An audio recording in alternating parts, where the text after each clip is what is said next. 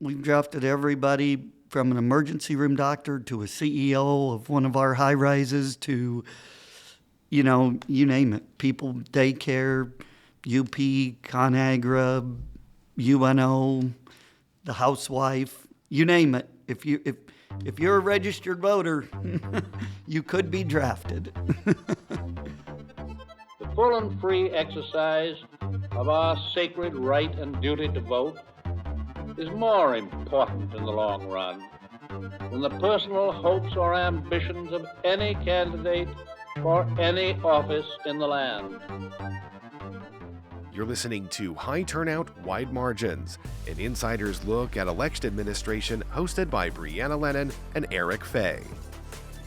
Welcome back to another exciting episode of High Turnout Wide Margins. This is Brianna Lennon. I'm the county clerk in Boone County, Missouri, and with me is my co-host, Eric Fay, Director of Elections in St. Louis County, Missouri. And today we're really excited to have Brian Kruse, Douglas County Election Commissioner from Omaha, Nebraska. Well, thank you for coming on the show. We are in person. We are at the PLEJ conference in Fort Lauderdale this week and talking to folks from across the world, really. We've done some international episodes and things like that too, but we have Brian here because we have not done any Nebraska episodes yet. So we're very excited to check that state off of our map. And our first question, as always, is more about you and how you got started in elections. So can you share your origin story?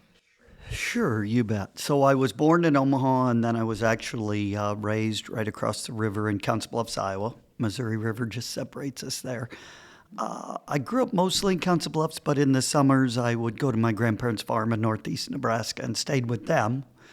Or northwest Iowa, excuse me, northwest Iowa, up by Sioux City, Ida Grove area. Then I went to Wayne State College in northeast Nebraska, up by Sioux City. Then I came back. My very first job out of college was working for Dave Heineman. Many folks may remember him as our longest-serving governor of the state, but I actually worked for him when he was a state treasurer. Worked there a couple years, decided I can't make any money in state government, didn't want to work for the government, and so I left. And then I actually was a funeral director for about 16, 17, 18 years. Always stayed involved in politics. Had some very exciting wins I helped with and had some very agonizing defeats that I helped with as well. But then when Governor Ricketts got elected to governor, I think it was 2014, 2015, because I took over in 2016, January 1st of 2016, he appointed me.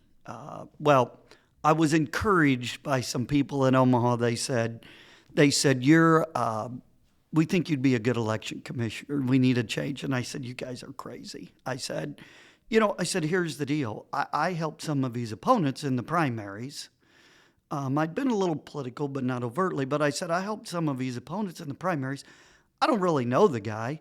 I said, he's going to appoint one of his guys or gals to the job, and he should. I said, he won. That's the way the world works, because it's a political appointment. But there was 6 of us.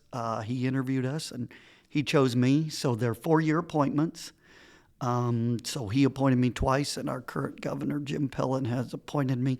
And I'm in the 2nd year of a 4-year term now. So I've done 3 presidentials, and we'll see what the future holds.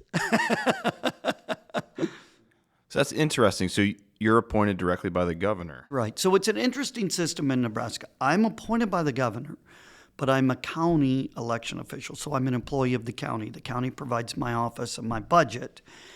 And then the opposite party of the election commissioner, they can submit at least 3 names to the election commissioner. Then the election commissioner interviews those individuals from the Democratic Party. I mean, other parties can submit names too, but the Democratic Party. And then the election commissioner chooses a deputy who serves with him or her the 4 years as well.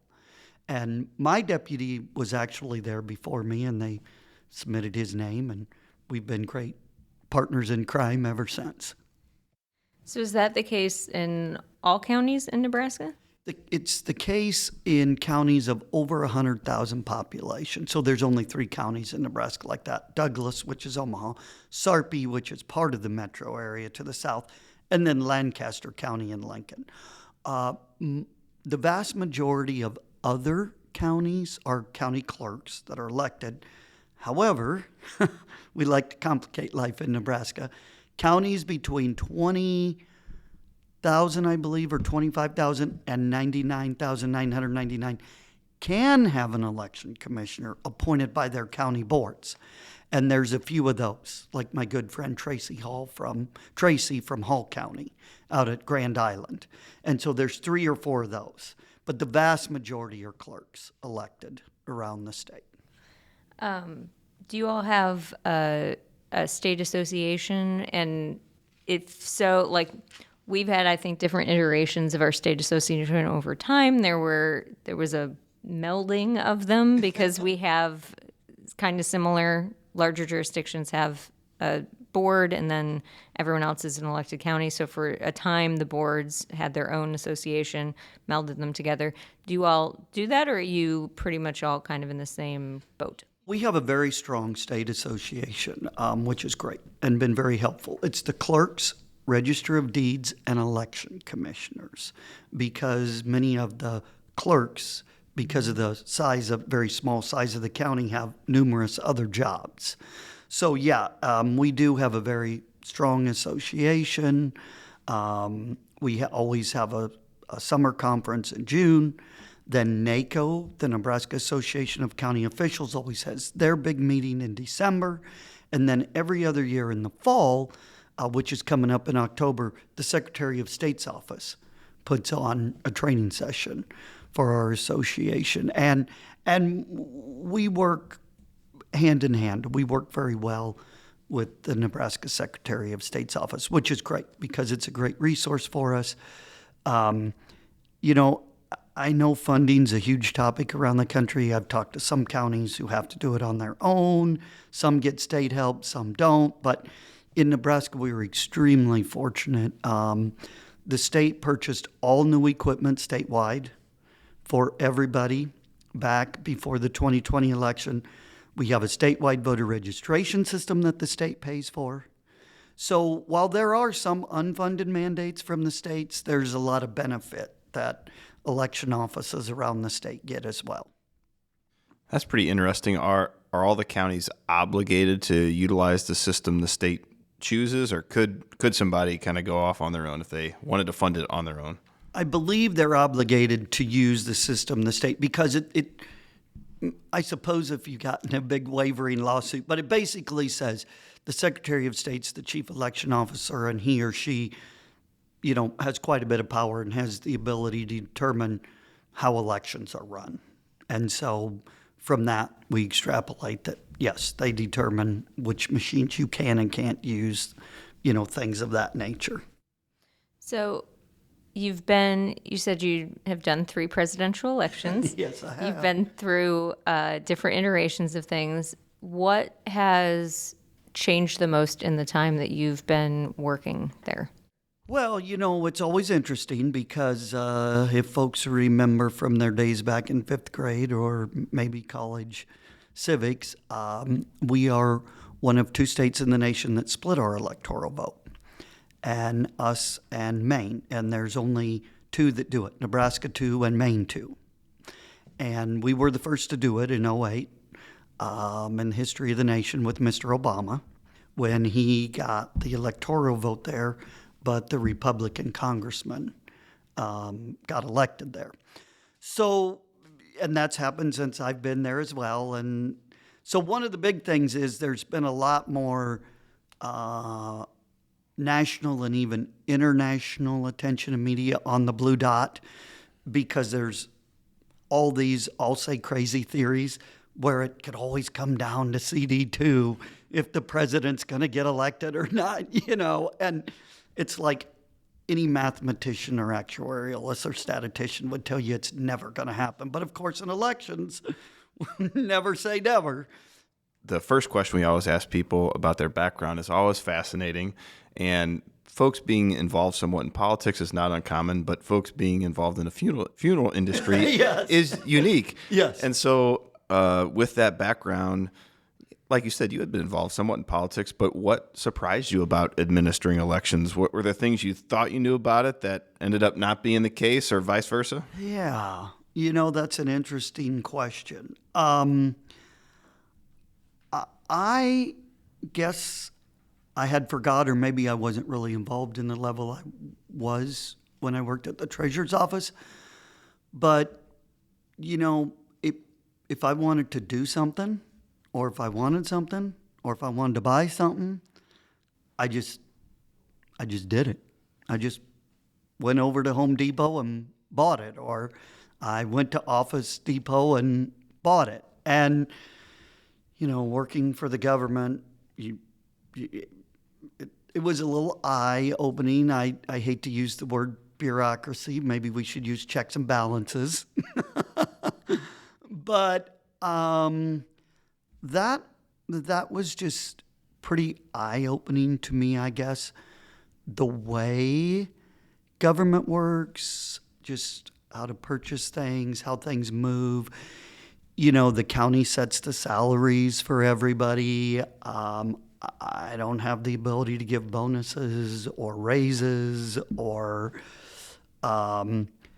sadly, we had an individual who we ultimately terminated, but it took like 4 months to get it done. It was just crazy. That's probably the most frustrating / miserable experience I had, because he just stopped showing up for work. And it was like a month before we could finally terminate him. It's just crazy to me.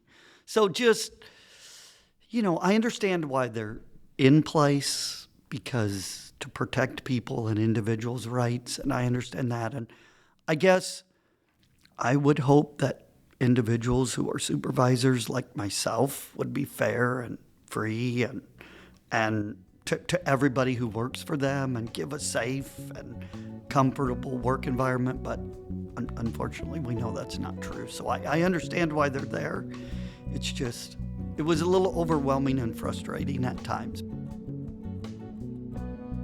Hello, I'm Eric Fay, Director of Elections in St. Louis County, Missouri, and you're listening to High Turnout Wide Margins, a podcast where we explore local election administration. You have one of the more unique poll worker, I guess, recruitment.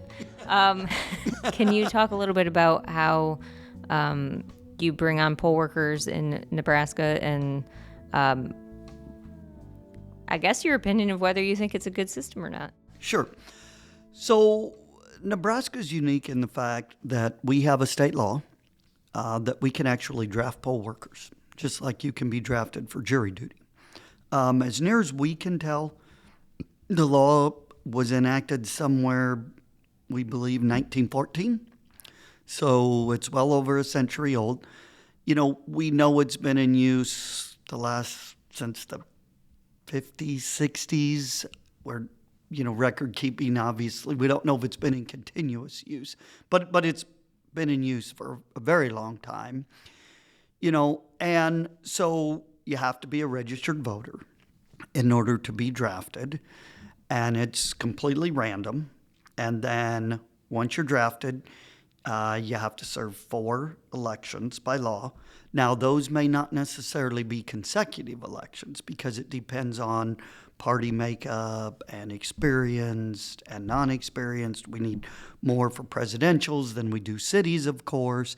So, it may take you 6 or 7 or 8 years to get your 4 in, so you're just kind of hanging out there.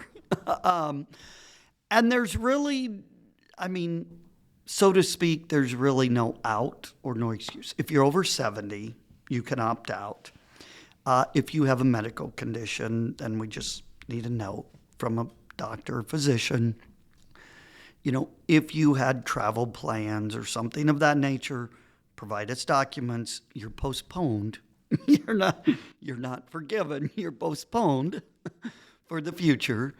But it's worked great for us.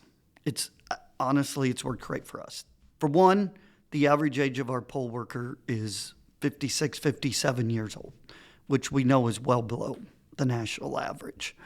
The other thing is, I would say Omaha is not a hugely diverse community, but we do have a large Hispanic population in South Omaha, a large African American population in North Omaha. So, you know, we try and place those individuals, especially Spanish speaking in the Spanish speaking areas. We have organizations that help us do that. So we have a more diverse poll worker population, we believe, than just it'd be a little cliche, but the retired grandma who goes and becomes a poll worker. And the other thing we often hear, we hear it a lot from our poll workers that are drafted, is they're like, we had no idea. We had no idea what all went into this. We had no idea how safe and secure it is. You know, they're like, you couldn't cheat if you wanted to. We're like, yeah, correct. You know, right? That's the point of the system. And then these folks really, they go out and become great ambassadors for us, the majority of them, you know, to their places of worship, football games, softball games, bridge clubs, wherever they live, neighborhood associations. It's great. You know, we get a few complainers, but, you know, we work with them and lead them along. And you know, in the end, most people understand it's their civic duty. So we've got about 55% volunteer and about 45% draftee. So we've got a good mix. You know, we do our poll worker training online, which helps ease the pain for them. They don't have to take time out of their day to go somewhere. They are paid minimum wage. They're protected from their employer. Their employer cannot make them take sick time or personal time or time off. That's for volunteers or draftees, either one. If you volunteer, does that exempt you from the draft? It does. And if you're a draftee and then you just want to do your 4 and get it over, you can volunteer too as well, as long as we have a spot for you. You know, it all depends on where we have a place for. But we, you know, we've drafted everybody from an emergency room doctor to a CEO of one of our high rises to, you know, you name it. People, daycare, UP, ConAgra, UNO, the housewife, you name it. If you're a registered voter, you could be drafted. So the burning question people want to know about this is, you know, please tell us that you, Brian, you've got a badge, you got a little siren on your car. Somebody doesn't report for duty, you can go lock them up, right? Well, not exactly. You know, we get in our initial mailing, like we just sent out, we'll get about a 10% non-response. Now, you have to realize that includes some that'll be returned to us from mail, some will be on trips, some will be, you know, maybe in a rehab facility or whatever. Some won't get delivered by the post office. We all know how that goes. It is a class 4 misdemeanor if you don't show up. But if we don't hear a response, then we have another letter we send, and we'll also try and call, we email, we text. And so, you know, we eventually will get you. So we have we have a handful of folks that just absolutely refuse to respond, and we just keep working with them. And, you know, we've talked about at some point maybe having the county attorney send them a letter, but it's like, you know, we're working on that because we just have so few, to be quite frank. But we're working. We got them on the list. It was funny. One was from my church, and he kept avoiding us. And I got him one Sunday after church. I said, his name was Brian. I said, "Hey, Brian, we've been trying to contact you for quite a while now." He's like, "Yeah, I know." I'm like, "Yeah, well, you need to respond." I'm a little bit surprised that this concept hasn't been tried anywhere else. What pros and cons, what advice would you give to other states or election administrators if they wanted to explore a program like this? Yeah, I think the big thing is I, in my office, we always try and come at it from the positive aspects, especially for those who are drafted. Hey, it's your civic duty. You're going to learn a lot about the election process. It's only one day every 2 years. We appreciate your service, and then some of the if you're going to try and do it through legislation, or maybe a city charter or a county board could do it. I suppose every state's different. Again, some of the positives are you're educating the population in theory, which it's just going to be natural. The average age of our poll workers are going to come down. You're going to have it more diversified in theory. You could have poll workers selection, and hey, it's your civic duty, just like jury duty. It's your civic duty, So, that's what I would say. I think you probably, if you're going to do this, try and do this in a jurisdiction, you need to show the need for it. So, if you are struggling, and you can go to whatever entity you need to and say, hey, we're supposed to have 10 people at each polling place. We've only got enough for 8 or 9 in our data bank. I've been on the radio, the TV, social media begging people. We can't get people. Hey, elections are the backbone of our democracy. We got to have them. That could be a selling point as well. Or we've got just enough in our pool to fulfill, and we know people don't show up on election day. So, those would be the things. I mean, I suppose if you want to talk about a negative, you're going to have some complainers. I suppose people could say, well, it's the government interfering in my life, making me do something I don't want to do. Well, you know what? They do that every day. You got to drive 65 on the interstate. You got to wear your seatbelt. You can't smoke in most states. You can't smoke in a bar now. I mean, it's just a fact of life. It's the way the world works. They're not telling you, how you can dress. They're not telling you what job you can have. It's just sometimes you live in our great republic. You got to give back, and you got to do civic duty things sometimes that you don't want to maybe do, but it turns out to be really good in the end. So it's just the one time. It's your 4 years. But, we often do have people at the end of their 4 years, then we send them a letter inviting them to continue on as a volunteer. And many do.